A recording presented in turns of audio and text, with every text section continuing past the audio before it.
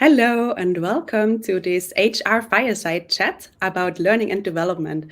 As you can see, today we have two fantastic guests already. Our very own Marta from OpenUp, yeah, and Serginho Lens from GoodHabitz. I'm very excited that you both are joining me today to talk about the topic of learning and development, but also how it kind of connects with mental well-being and basically the whole talent and growth culture in companies. But I will also, of course, explain a bit on Livestorm, the platform where we are now on, how it all works, what you can expect from this session. But before I start with that, I would, like to ask you, Marta. Maybe you can start introducing yourself, and then Sergino, of course, if you could continue. Sure, Anne-Marie. Thanks for the intro. Also, really glad to be here. Really looking forward to the conversation and also to get to know you, Serginho, a little bit more. Also, a little bit more insights from GoodHabitz. My name is Marta. I am from Gran Canaria. I grew up with the nice mountain and the ocean all around me. I am 32. And originally I did not train as an HR professional. My original background is on translation and interpreting. I have a bachelor's on that, and I have a master's in comparative literature. So I spent a lot of time studying different languages, linguistics, etc. I'm also doing now a master's in women, gender, and citizenship. So at the end of the day, I am very interested in learning about cultures.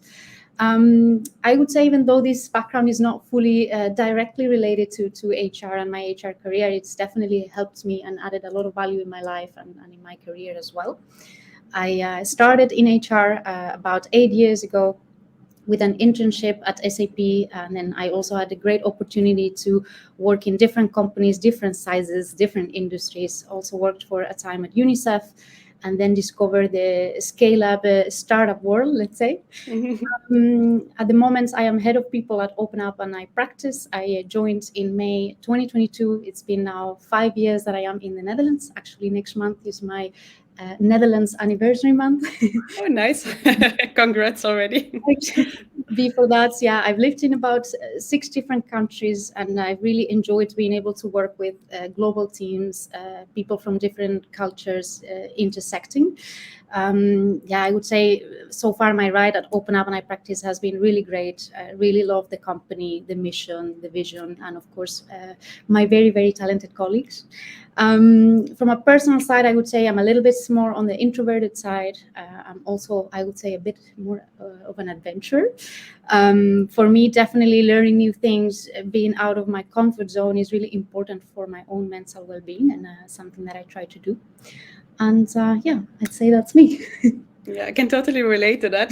Out of your comfort zone, doing stuff like that, always good.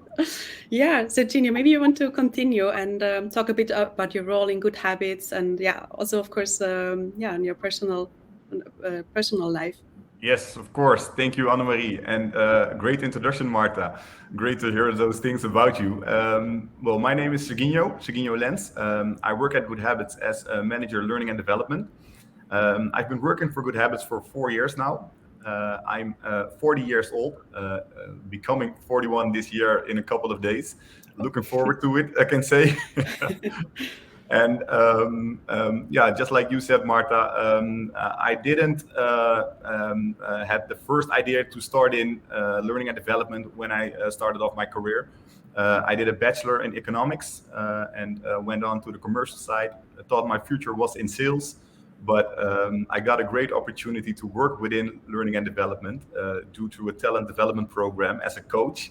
And there I felt the passion and especially the energy that I got from helping people develop themselves to their potential. And this was something for me that I wanted to discover further. So I also did a bachelor in learning and development in organizations to get the didactical background to further my career in this occupation. I had the opportunity to work for almost 6 years in a role at an academy at the Yellow Pages of the Netherlands. I had some great experiences there in doing different types of programs, from onboarding until leadership development.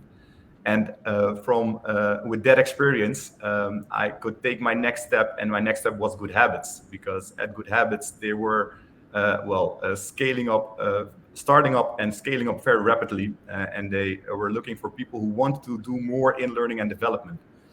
For me, this was a great opportunity to look into different learning and development strategies of different companies. So I had the opportunity for 2 years to work with a lot of great international and national companies and talk to a lot of L&D enthusiasts about their experiences. And for me, the next step was a great one, because in our phase that we were growing as a company, I got the opportunity to work with our own fantastic people and talented people and give them the opportunity to develop themselves into their maximum potential. So now with my team and a great HR department, we're working on that. On the more personal side, I live in IJsselstein, a small place near Utrecht, and my biggest hobby and my also point of getting well-being and feeling energetic is playing soccer. So even with 40 years old, I still feel the energy to go 2 times a week to the soccer field and enjoy it. Nice. Yeah, thank you, Sergio. Yeah, I also love how you kind of incorporated the learning and development mindset already, like in your own career. If you said like, yeah, you moved from sales and then more in this direction. So I think that's always very inspiring. Thank you. Yeah. And then, let me just say a few words about the platform Livestorm that we are on, so everybody knows what it is, what you can do there, just very quickly and briefly. For everybody that hasn't attended yet a session at OpenUp, I think it's very important to mention that, usually we do very interactive sessions. You can always react with us in the chat that you see to your right. And there's also like a little question tab on the right side. If should there be any questions, please put them there. We will save a couple of minutes in the end to go through them and answer any questions if they don't come up during the chat, of course. So please, just put it there. And also if there are some things, like if Marta or Sergio say something that you are really like, oh yeah, I feel that, or I recognize that, please feel free to use like the emoji button. It's on the bottom there. And we'll just show it to you. I can do, I don't know, whatever, you can react with us. So we know a bit what you're thinking. So please make use of these tools. And of course, now I'm your host, but I will be a bit more in the background then, just guide you a bit through the session, and then let, of course, you two discuss and have a nice chat together. And I would say let's really start now. When I prepared for the session, I, of course, as many times, like I love inspiring quotes. So I also looked a nice inspiring quote up for this session. And I found a good one from Mahatma Gandhi that I wanted to share with you. It says, live as if you were to die tomorrow, learn as if you were to live forever.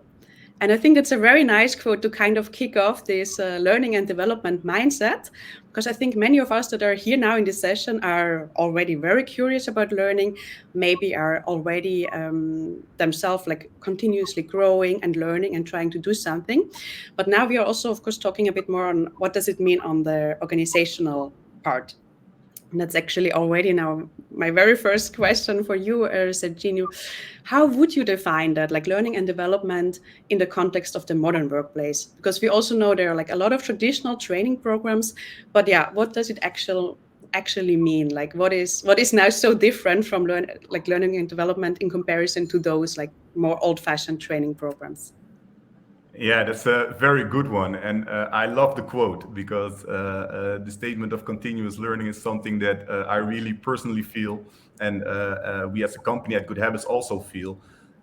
When I look at what's changed in learning and development, when you look at the traditional programs that we started out with, then I think that due to a shift in technological changes, economical changes, companies needed to redefine what their needs are for personal development.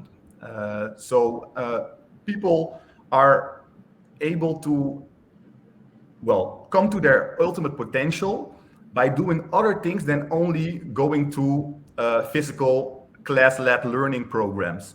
that is not how we work nowadays. With Corona that hit us, we needed to change our way of working. We needed to change our way of learning. With economical circumstances in the world, we see that companies need to redefine how they would come to their strategical goals within the company. So when I look at learning and development, I see that it became more dynamic. And with dynamic, I mean that learning and development needs to look at what the individual needs are and how they can react to that to help the individuals feel more confidence in learning, bringing it more to the individual as personalized learning, and therefore helping individuals become better versions of themselves and can contribute to the goals of the organization. Mm-hmm. Yeah, super important. Like also the contributing, of course, to the goals of the organization. Like, do you maybe also have an example of how you can then like kind of really maximize that, like maximize the potential of an individual in this organization? Well, if you look at individuals, you see that people need to know who they are and where they stand to see where their potential lies. So it starts with self-insight. That's a very important part of learning and growing. So in the dynamic world that we're living in today, you need to give the employees opportunities more than only traditional training programs to get to know themselves better. This can be assessments, this could be online toolings that could help them get those insights. And from there on, you need to provide them in different interventions that are relevant for them at the moment that they want to learn. So think about people that want to learn when they are driving in the car, or people that want to learn when they have like 10 minutes off during their work. You need to facilitate them with those types of learning. If you can do that, then learning will become a bigger part of the intrinsic motivation of people, because it's available at their needs and at the moments that they want to learn. And if you have the possibility to create that for your employees, then you will see that your learning culture will thrive more and that they will be more engaged, and they will have a bigger and better opportunity to work towards the organizational goals and contribute to them. Mm-hmm. Yeah, so in that sense, also to kind of make it easier for them to actually have the chance to improve, to learn. I think, yeah, that's also a bit what I'm hearing. Because when I think on the past, it was more like, yeah, you have to do this 1-day course and then you're sitting there and that's it. And half of the people are not motivated. So to actually like, reach them when they have the time and to make it even easier for people to do so. Yeah. Yes, definitely. That's a very important part. Very nice. Yeah. Already before we discussed a bit, I think, I mean, yeah, GoodHabitz and OpenUp as well. We both went to like really phases of growth, and yeah, growth can also be always a bit challenging and uncomfortable, I think. So I wondered, Marta, actually, that's something I think that, from your experience at OpenUp, you can answer very well. Like, how does now learning and development tie in with other initiatives? Because of course in HR, you're also busy with like, talent acquisition, performance management, all that. How does that tie in together, and how can you use kind of all of that to help employees really maximize their potential? Right. I think maybe to start, just to touch on some of what Serginho was saying. I think I really like what you mentioned about really more not only a more dynamic reality, but also more personalized, more targeted in a way. I think we are now finding that we're going towards that balance of course, we need to account for the company's goals, but we also need to account for a bit more individuality and a little bit more flexibility. So I think that's also something that we definitely need to keep in mind when we're designing any kind of HR program. I think with regards to your specific question, what is really important, and I think HR professionals always are very aware of this, is that we need to look at the entire journey of someone in the organization. So from the moment they apply to a job or we reach out to them on LinkedIn, to the moment they move on to the next opportunity, and hopefully stay in touch with the organization and their colleagues. So the entire journey, and really define and know what are the moments that really matter within that journey. I think that is really important to unlock someone potential to the max, let's say. But then indeed, how do you define which are the important moments? What are the principles that are behind your HR programs? What is the philosophy behind this? Of course, that is something that affects L&D as part of let's say the people strategy, and it affects all the HR blocks, if we call them that way. And I think, yeah, as you say, companies, cultures are always changing, are always evolving. Sometimes you also need to consider, okay, which are the elements of the culture that we really want to carry with us to the next step? Which are the elements that we want to part ways with? To which extent do we have control over that? That in itself is also a little bit of a question. So yeah, I think it's really important. To make sure that L&D is part of a bigger employee journey that is well thought through, and that is also in line with the culture of the company, with the values of the company. I think that in the end is what leads and fits into all the different HR programs. Mm-hmm. Yeah. So to really define also in the beginning, of course, the values to kind of start this whole process. I think, yeah, and that's really funny. If I also think about our time at OpenUp, or whenever you're in a company that you go through like a phase like this, you notice that there will be a process, I think, where you have to kind of reflect your values and then continue. And I mean, talking about OpenUp, of course, like mental well-being is kind of, I mean, it's our mission statement already. And for me, or for us all, I think it plays a huge role in the workplace, of course. But before we go into that, maybe Marta, you can also tell us a little bit more about that. Like, what does mental well-being mean for you in the workplace, and how does that tie in basically in your HR strategy, like to create a healthy work environment? How does that tie in for you? Right. So I think, I mean, mental well-being in the workplace has so many ramifications. I think one of the reasons why I'm really happy to be having this conversation is I think learning and growing is one of the very, very important ramifications of well-being. But I think at the end of the day, the workplace is just a group of people having ideas, solving problems, supporting each other, having successes and achievements together, supporting each other through mistakes, having conflicts as well. So yeah, in that sense, for me personally, I think mental well-being in the workplace is no different than your holistic well-being as a person, I would say. That's at least how I like to look at it. And yeah, with regards to more specific sort of requirements or ways of thinking about, okay, how can I make sure that I create the right kind of environment, a healthy work environment? Of course, the list could be very long. We could have the entire hour talking about this, but I think maybe just to mention a few very important ones. So of course, you need to create a psychologically safe environment. People need to be allowed to make mistakes, to learn from them, to lean on each other. You also need to provide clarity and transparency as much as possible. I mean, we already live in a very uncertain, unpredictable, changing, complex stage. So I think as employers, we also have a responsibility to try and remove as much of the uncertainty that we can, at least the one that it depends on us. Of course, belonging. People want to feel like they're heard. People want to feel part of the mix. I think that's also really important to feel well. And of course, and in the context of this conversation, I think also growing and developing yourself is definitely a key factor to have a healthy work environment. Yeah, I think growing yourself, it only works if you're also like really feeling well yourself. Because if I think of myself, if I'm having phases that I don't feel well or that I feel my mental health is suffering, I mean, that's there's so much you can do, right? That you're maybe not so inspired to then I'm gonna grow myself and take on a new challenge. So I totally see that.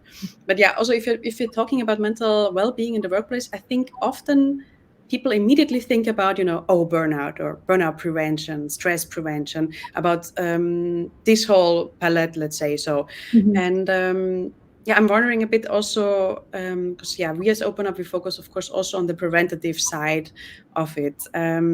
How does this help actually how does this help employees to reach their full potential?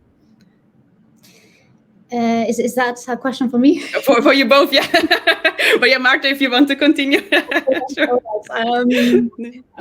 Yes, I mean, I think in general, as human beings, we're capable of so much more than we think we're capable of. And although, of course, challenges like long-term stress, burnout are important and they need to be tackled, I think what's not so often put on the table is indeed the more preventative side of things.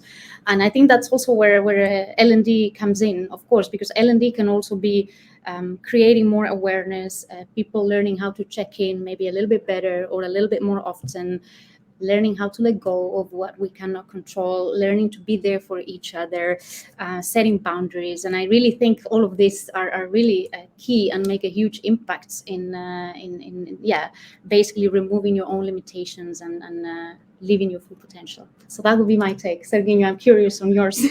Yeah, well, I definitely can say that what you said about making it part of somewhat your culture as a company to make mental well-being accessible and making it something that is normal within your organization to talk about and have interventions on is very important.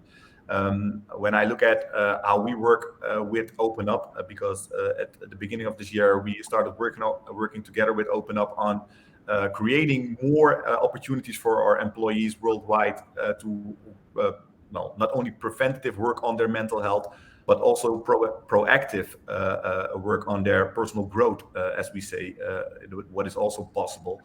I think it's very important that to connect those two together, because in my opinion they are intertwined together. The success of the one goes hand in hand with the success of the other. Because we're working with people and people have a personal life and they have a professional life, and the one affects the other greatly. So for us, making it accessible, but also making it something that is normal to talk about within our company is very important. So one thing that we did to make it more taking it more to the practical side is that in our onboarding we make sure that we not only talk about the opportunities that we have with OpenUp for our new people, but we know in this new and fun and energetic period in their life at a new company, they also will have doubts and will sometimes have a lower confidence because things are new. They're in a new environment, learning to cope with things in a new organization, new people.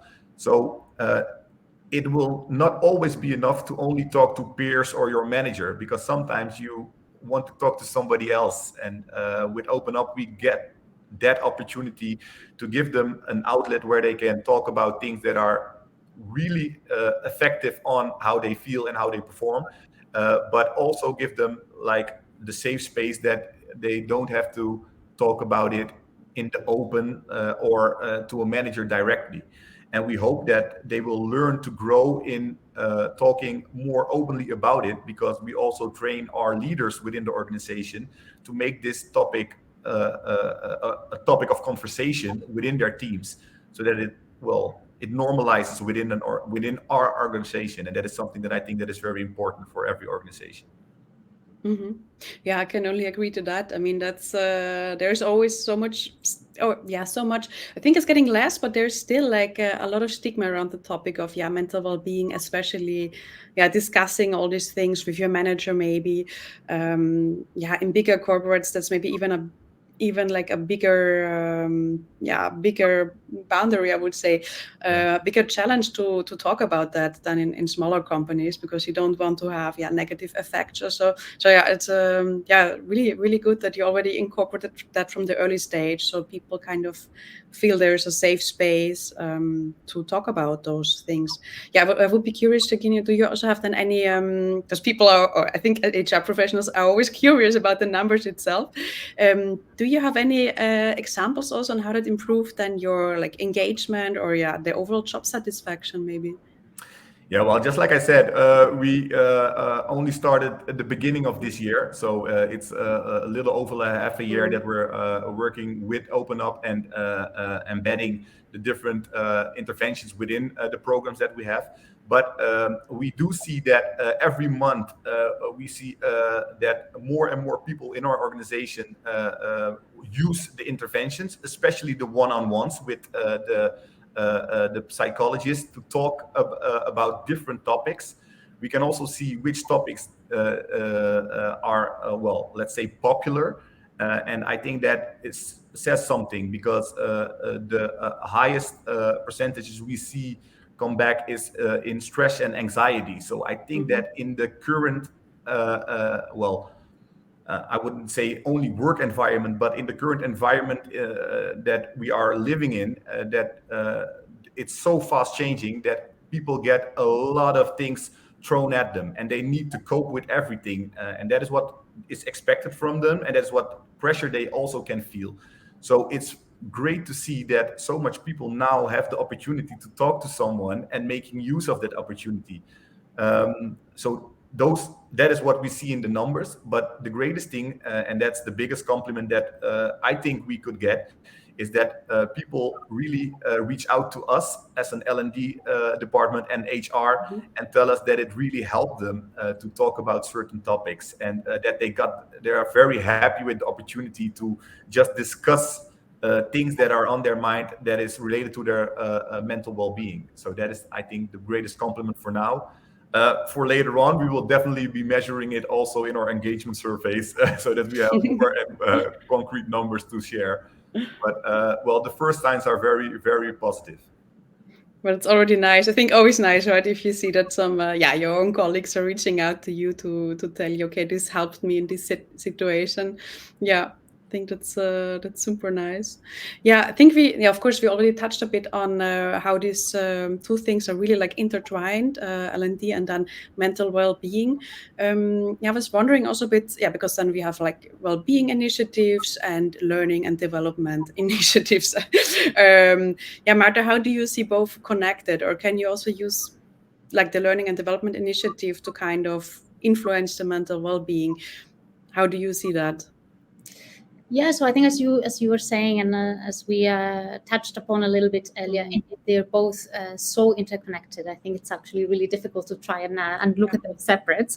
But yeah, I mean, I think definitely someone that takes care of their mental well-being and in a positive space, they will also probably know themselves better. Meaning they will also know in which areas they would like to grow to increase their satisfaction even more. As you were saying, also they will probably even have more energy and more curiosity and have the self-confidence that you actually need to want to grow, I would say. So in that sense, yeah, definitely mental well-being is sort of like prerequisite for growth, and the other way around as well, of course, because I think we really are curious beings by nature as human beings. And I think we naturally always want to grow, to develop ourselves. And I think a change that I'm seeing now in companies, in society in general, that I think is a very positive change, is that I think now we are seeing it more as a given. Yeah, indeed. Yeah, there has been like quite some change, right? Because I think earlier on, you have been in a career and then you're kind of doing what you're doing. And now, it's everybody's more open to, maybe also develop, to change maybe even the whole career path. Yeah, I was curious also, like, Sergio, you mentioned in the beginning that you try to make learning like really accessible, and so that people can like do it basically wherever they are or whenever they just have time, maybe 10 minutes or maybe longer. Could you maybe provide some concrete examples of what that is that you're offering, or what the different initiatives are? Yeah, well, I think that when you look at the different types of interventions that we use, is that we look at, how does our workforce look like? What type of roles do we have within our company? And how do we look at the people strategy and what we give them as a given in when it comes to working, like maybe flexible hours, working abroad, or having the opportunity to work on, well, just like I said, different hours. What we do is that we look into the development opportunities that we present in a way that how can we connect most of the dots when we look at our people strategy. For example, when we chose to work with OpenUp, we looked at, okay, how could we provide the different interventions that OpenUp has to as much people in different situations.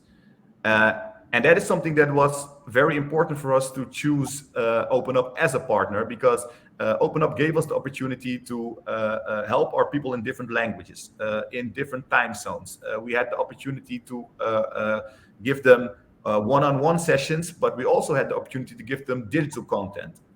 We could give them live digital content where they can interact with people, not only from OpenUp, but also from other companies. But it also gave us the opportunity to give them digital content that they could see when they wanted, like masterclasses. This is exactly the philosophy that also GoodHabitz has when it comes to our learning content. And it is something that I really am a big fan of, because I think that when you enable people to work on their personal development at the moment that they think they will get the most out of it, then they will be intrinsically motivated to do more of this. So looking into programs that we provide, and I already talked about the onboarding program, we have like a more traditional aspect where people come to a session and they talk to people and we tell them more about our company. But we also have a digital aspect that they can do in the first month within their own time, and give them the opportunity to look back at things or learn at that moment. And the great thing here is that when people have the opportunity to structure their own learning path, as I would say, then you see that it makes them more happy, makes them more at ease, and helps them to create a balance in being a person in their private life and in their professional life. So I think that is something that is really important to think about when you talk about the topic of personal development and using different types of interventions for mental well-being and professional development. Mm-hmm. Nice. Yeah, I also like that it starts with the onboarding program, right? And from that moment on, already you create your learning path throughout. Yeah, the whole time you will be at this organization that you are in. Yeah, maybe to also give you the same question, Marta. What is it or how do you do that at OpenUp? How do you intertwine both L&D and mental well-being initiatives throughout the whole employee journey? Well, I would say that, of course, we as colleagues of OpenUp also have access to OpenUp. So we have access to all the resources, online resources, also access to one-on-one consultations. I think other initiatives that we have is, for example, a yearly learning budget. I know this is also very common in other companies, but I find it that it's also very in line with what you were saying, Serginho. It really leaves people the opportunity to choose what they want to grow in and what they want to develop themselves in, and really also have a meaningful conversation with their manager where they look at, okay, what is most interesting from a company perspective, but also what are your personal aspirations and ambitions and so on. This year, for example, we also launched training for all our colleagues that was focused on positive psychology, on learning how to increase our resilience, on learning how to thrive in this very uncertain world. I think those are some of the examples of how we're trying to approach it from different angles. Mm-hmm. Nice.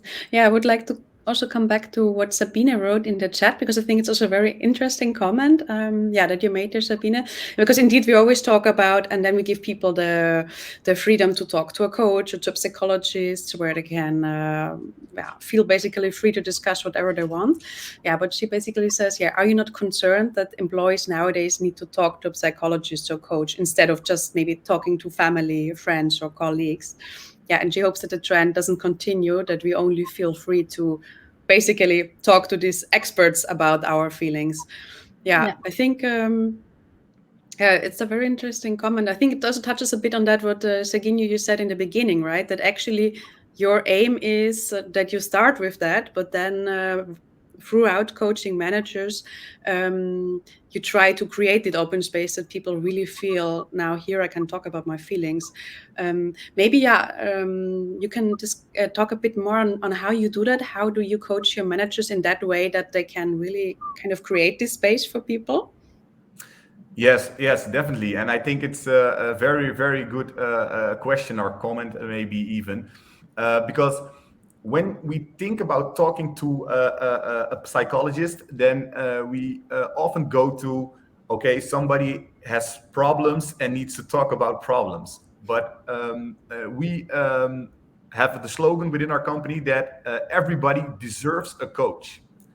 And with this slogan, we launched OpenUp because we didn't launch OpenUp just for the preventative reasons that it could be launched for. But for us, it was also important to give people the opportunity to talk about their work performance and how they could even do better within their work, or talk about situations that they think, oh wow, I really wanted to know how I could boost my self-confidence and learn from those conversations. So this is also a possibility.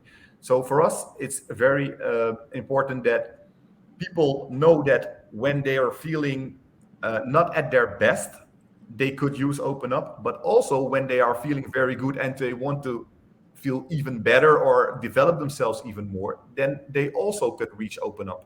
In this case, a coach.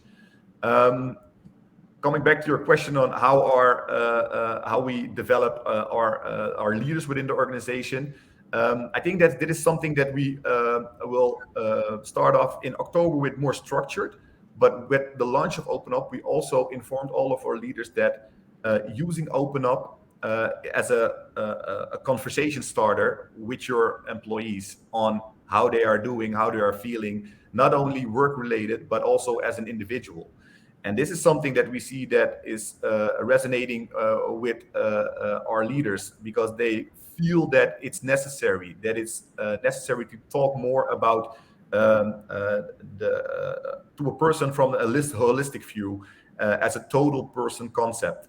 And in what I said, from October on, we will be starting with our leadership development program. And one of the interventions is also regular check-ins with an OpenUp coach on specific topics like feedback, work performance, courageous conversations. So we see that we could definitely bring them up to the next level with a combination of, well, the program that we have and the conversations that they could have with coaches, or they will have with coaches from OpenUp in this case. Mm-hmm.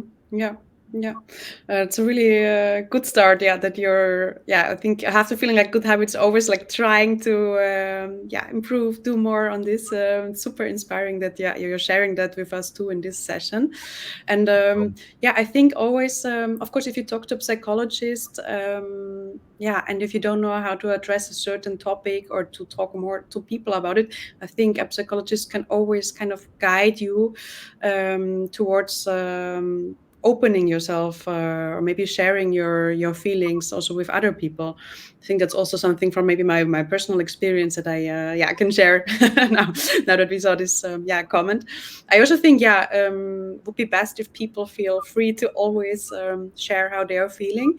But in this sense, if you feel comfortable in this more like one-on-one session that you have with a psychologist, I think it's a good starting point. And from there, you can always also try to grow and try to kind of risk what happens if I now address these feelings also with other people, with my colleagues maybe, or with some friends. Let's maybe go a bit more into this topic of the future of work, I would say. I mean, in Germany we call it like new work. I think in the UK it's more like the future of work, or basically all the strategies that are that we already know when you talk about the new way of working. Yeah, and of course, I mean, since Corona, basically the whole work environment has changed so much. We're now talking about whole different things than already like a few years back. And Marta, I was curious, like how do you kind of see this like talent development strategies evolving in the future? Maybe can you give us some insights on your thoughts regarding that?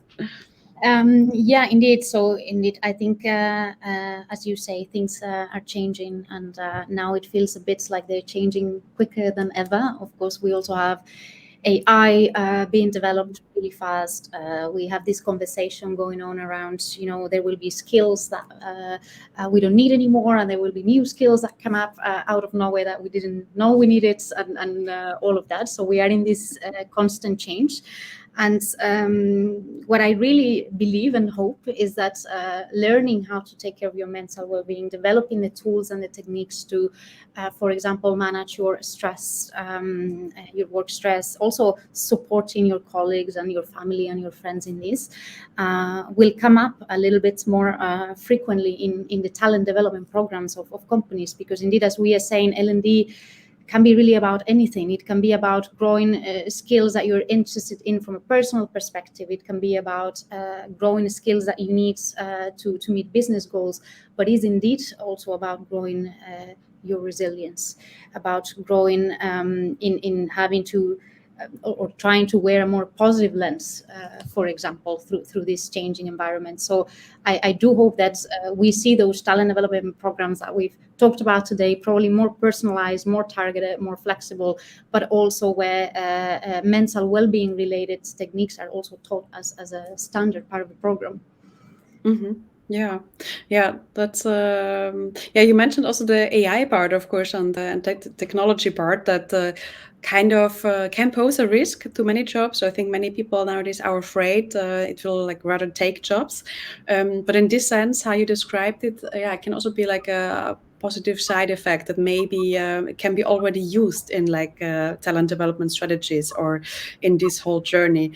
Serginho, what is your take kind of on the role of technology? Do you think it will kind of contribute to the well-being and the growth at the workplace, or do you think no, AI I would try to avoid it as long as possible? No. I definitely believe that the different technological advances that we're making are very important for us to bring into our companies and look at how we could use them. They could be really powerful enablers of learning and growing in mental health. But I think that the important part is here that we need to look at that it should be enablers, and that we are aware of the negative impacts that it could have, because you already mentioned it, Corona. When we talk about excessive screen time, that is something that is also one of the negative impacts of the new technological advances that we've made in the last years. But I definitely believe that when we have the right boundaries and the right restrictions in using these technological advances like AI, it could definitely be a very, very important enabler of the learning journey, of making it more personal, making it more adaptive and making it more relevant for the individuals. So I definitely believe that looking into it and making it a relevant part of your learning journey and your development strategy is a must for every company. Mm-hmm. Yeah, no, it's a good one. Also, I think, it's always important to have strategies kind of that you can adapt, right? Because we live in this like volatile and kind of uncertain world. Marta, do you have maybe some examples on like maybe within OpenUp or with your prior experience, of strategies that are like really adaptable and that take into account, the world we're living in, basically? Yeah, it's I find it somewhat difficult to answer in the sense that of course different companies, different industries, different company sizes will need different strategies. But of course, to keep it, I would say, generic enough that we can draw conclusions, I would say definitely one that we've already mentioned today a little bit: increasing awareness. I mean, it can be as simple as that. Of course, if that's not something that you are already doing as a company, or that is already part of your culture, and you can do that anywhere, anytime. It can be in your strategy meetings, it can be in one-on-ones. So yeah, I think that one is one that is pretty easy in a way to do, no matter where you are as a company, I would say. The second one that I can think of is developing the right vocabulary, developing a common vocabulary. Are you all having the same conversation when you're talking about, for example, mental well-being in a workplace? Does everyone know this vocabulary and can participate in the conversation? I think these are very foundational things that can maybe seem a little bit obvious, but it's also really important to start from the beginning, I would say. Of course, something that we've also talked about today: lead by example. Start with your leaders. I think that is always relevant, no matter what the situation is, and it really goes a long way. And third and fourth, I would say, really important to be transparent and to be clear as much as possible. As we were saying, there is already so much uncertainty and unpredictability in the world that everything we can do to reduce that, I think, is important that we do. And of course, we all need to learn to also accept that we live in an uncertain world. But I think as companies, we can make an effort to be as transparent as we can. Yeah, I think it's some nice words to kind of also come to an end of the session in that sense, I would say. Looking at the time, I would suggest that we go to the question part. I mean, right now there's like one question I see there. But yeah, also for you out there, take some time maybe to quickly post your questions in there if there have some. And if you have some, and then I think, let's start doing that, and then kind of wrapping it up and give a whole summary on the important points we discussed today. Yeah, this question from Maria, quite interesting, I think. What do you think companies could do to structurally tackle the causes of stress, rather than just investing in the employee's own ability to prevent or deal with it? Mm-hmm. I think that's a very nice one, because often what comes with, I think, the future of work is also that we often say, okay, we give you all the tools, do something with it. But what can we do to actually tackle that cause? Maybe a question for you too. Don't know who would like to start. Maybe I can go first. I would say, of course, that really depends on what is the cause of stress. And it really depends on what the stage of the organization is. Like in a startup, the cause of the stress is going to be very different than in a more established company, I think, for example. So I think, of course, focusing on what you can control is always good. I think, of course, I also agree with the fact that, of course, individuals have a certain responsibility. Organizations also have a certain responsibility. So I would say, of course, the first step there is to really understand, what are the causes? Are they structural? And then look at, indeed look at the employee journey, and how can we, within the employee journey, tackle those structural causes, perhaps. That'd be my take. Yeah, I think that's a very important one. I think that it definitely depends on the phase of a company. But when you look at stress-related issues and how you can cope with that best, I think that organizations need to think about making it part of their total, development journey within their company. I think that stress is something that can have a lot of different causes, and that it's something that should be talked about regularly. So talking to each other, from a manager to an employee, it's always good to rate where somebody is at when it comes to stress, seeing what's changing in their personal life, but also in their professional life, what could enhance or reduce stress, and make it just part of the conversation. I think that is something that's very important also. I think that's a really good one indeed, Serginho. Definitely opening up, being vulnerable, being honest, being authentic, starting with the leaders, and also being able to have meaningful conversations. Mm-hmm. Yeah. Nothing more to add from my side to your. I think it was fantastic answers.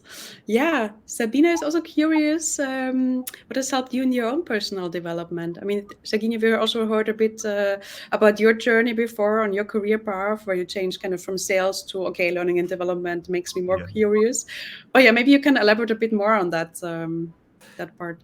Yeah, I think that my biggest help in my personal development are always surrounding myself with people that could bring me up to the next level, that could inspire me, that could motivate me. And that's what I saw when I made my first step from sales to learning and development. There was one specific manager from the learning and development department that saw more in me than a great sales guy. And with his help, I took the leap. And throughout my current career, I see that there were a couple of people that really helped me and mentored me, I could say, because that is what they did, talking to me about my personal goals, about steps that I could take, giving me advice. I think that is for me was the most important way of developing myself and getting into the right interventions, the right topics, because sometimes you just need somebody to help you and guide you to what you need for your next step. And that's definitely my advice. If you have someone in your environment, or you think that somebody could be that person for you to mentor you or to coach you, reach out, because it will definitely help. Nice. Yeah, that's nice that it worked for you in this sense. I think it's always good if you have somebody in your surrounding, like, or somebody who would like to mentor you, to help you a bit on the way and see, okay, how can you grow, or that see something in you. I think, right? That's always, makes you feel very good. Yeah, Marta, what was it for you? What has helped you in your development? I'd say, well, definitely joining a scale up. Side. I have to agree. I think definitely the people that you surround yourself with make such a difference. And I think especially in the world of HR, a lot of the development also comes with experience, right? The more situations you are exposed to, the more you sort of build your backpack of experiences that then you can draw from.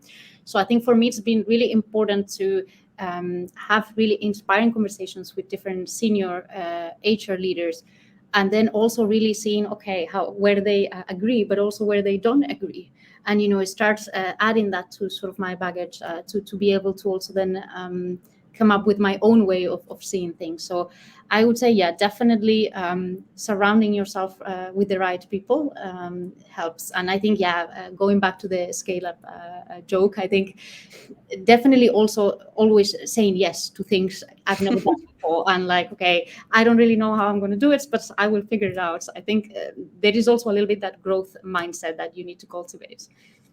Yeah, we are very happy that you said yes to this fireside panel, Marta. I think between the lines, I hear that. Yeah. Let's, I think it's like one nice last question from Martina.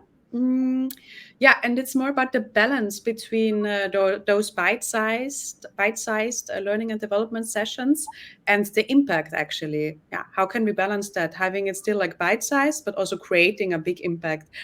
Yeah, Serginho, I think that's like a very good question for you, actually.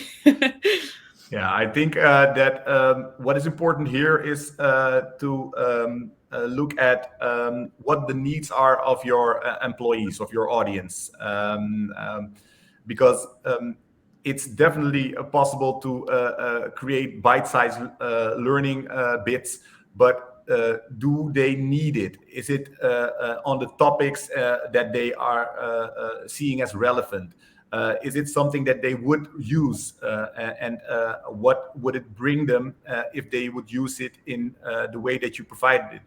So I gave an example of when people are driving, then they are not able to read a book, but they should have the opportunity to listen to a podcast. So if you are creating bite-sized podcasts on specific topics that is like 10 minutes instead of a whole course that is a couple of hours, then it could be very relevant, but your people need to use it, and they need to see it as an important way for them to develop themselves. So I would definitely say look into the needs of your employees, of your audience, and think about the topics, and are the topics also able to bring back in bite-sized learning bits. Because if that's the issue, then definitely go for it and give them like an extra opportunity, an extra intervention method to develop themselves on. And that is what I think is very important, because not everything is possible to bring back to bite-sized learning bites. Mm-hmm.